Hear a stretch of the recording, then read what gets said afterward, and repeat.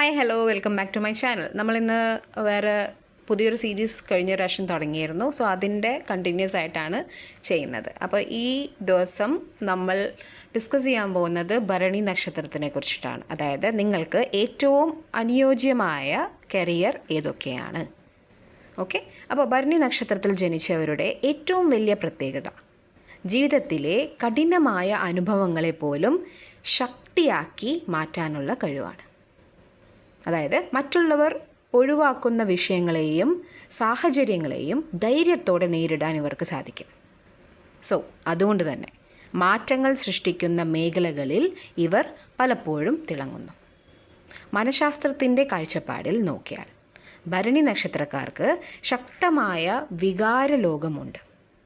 മറ്റുള്ളവരുടെ വേദന മനസ്സിലാക്കാനും അവരെ പിന്തുണയ്ക്കാനും നീതിക്കു വേണ്ടി നിലകൊള്ളാനും ഇവർക്ക് സ്വാഭാവികമായ കഴിവുണ്ട്.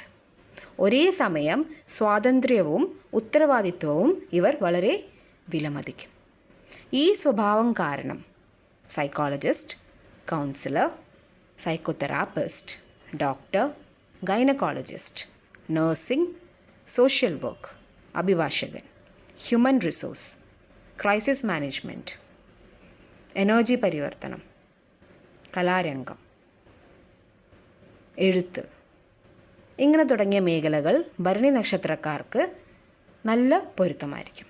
എന്നാൽ ഒരു വെല്ലുവിളിയുമുണ്ട്.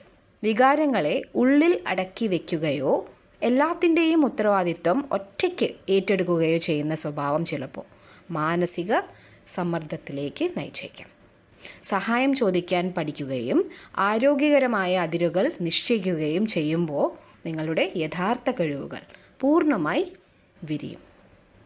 സോ ഓർക്കുക, ഒരു നക്ഷത്രം നിങ്ങളുടെ സ്വാഭാവികമായ പ്രവണതകളും കഴിവുകളും മാത്രം സൂചിപ്പിക്കുന്നു. ഓക്കെ, അതായത് അന്തിമ കരിയർ തിരഞ്ഞെടുക്കുമ്പോൾ നിങ്ങളുടെ പൂർണ്ണ ജനന ജാതകം, വിദ്യാഭ്യാസം, വ്യക്തിപരമായ താല്പര്യങ്ങൾ, ജീവിത സാഹചര്യങ്ങൾ എന്നിവയും ഒരേപോലെ പ്രധാനമായി കാണണം. സോ അടുത്ത വീഡിയോയിൽ മറ്റൊരു നക്ഷത്രത്തിൻ്റെ മനഃശാസ്ത്രവും അതിന് ഏറ്റവും അനുയോജ്യമായ കരിയറുകളും നമുക്ക് പരിചയപ്പെടാം. So till that, bye bye, take care.